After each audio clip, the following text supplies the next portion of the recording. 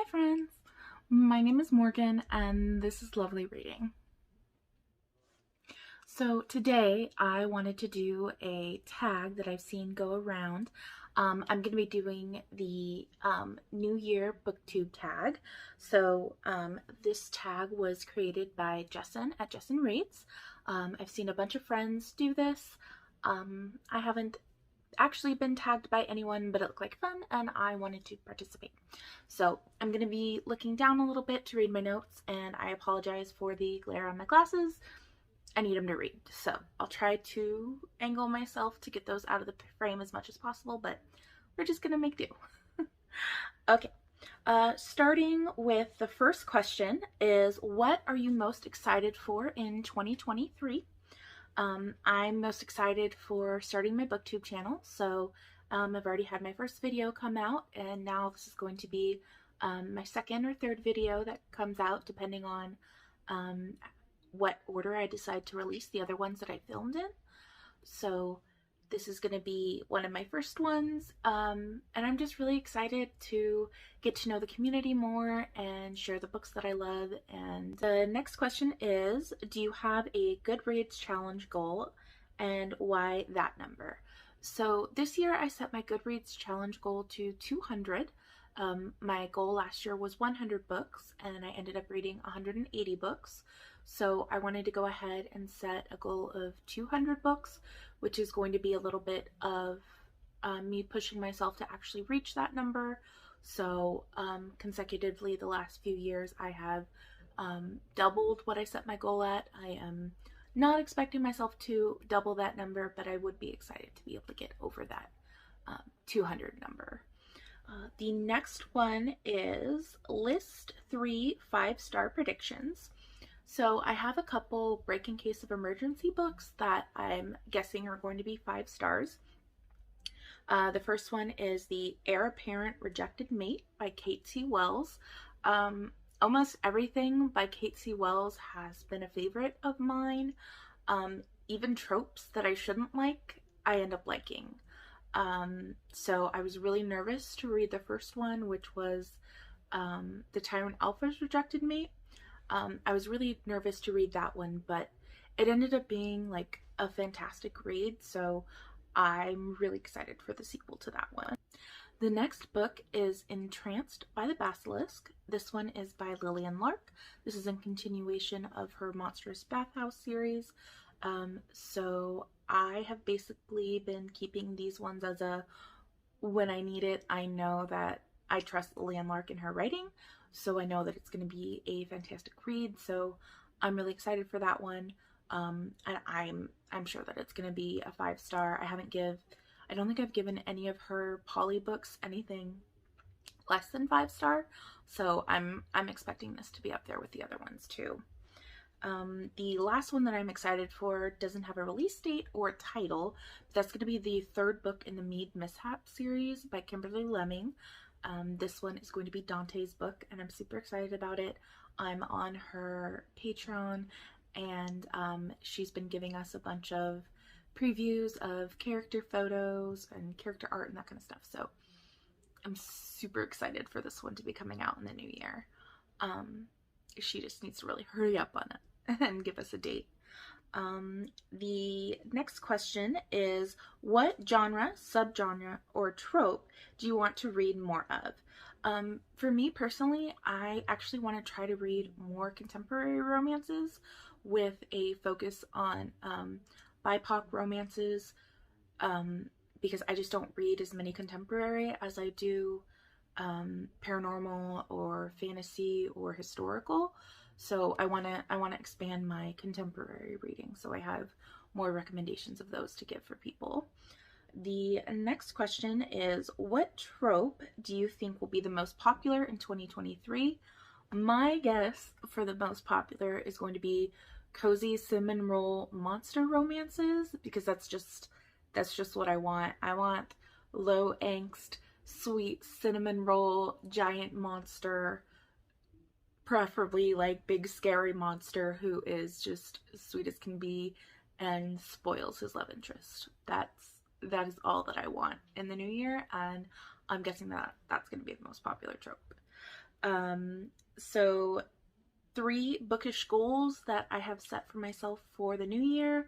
The first of that is going to be reviewing the books that I read, and make sure that I'm actually posting those reviews on Goodreads, Amazon, BookBub, and any other review platforms. I read so many books this last year, but I just didn't write reviews on them. So that actually goes into, I'm also filming a video for my favorites of 2023, and that was kind of hard to come up with what I liked from the books, because I remembered liking them, but I didn't write reviews for them. So there's a couple of them where it's pretty generic, but I remember that I loved them. So that's going to be my goal, is actually writing reviews so I remember why I actually like the books, and giving the authors the credit that they deserve for these books that I love. The next one is I want to go through my backlog of ARCs.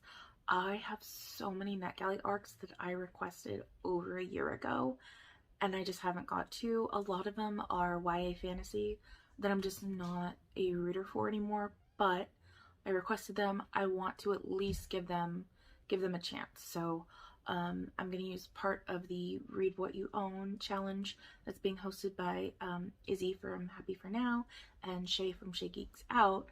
I want to focus on reading a lot of the ARCs that I have, and searching for those books on my library platforms like Hoopla or Libby. That way I can go ahead and get those books read and out of the way. The last goal that I have is I want to post at least one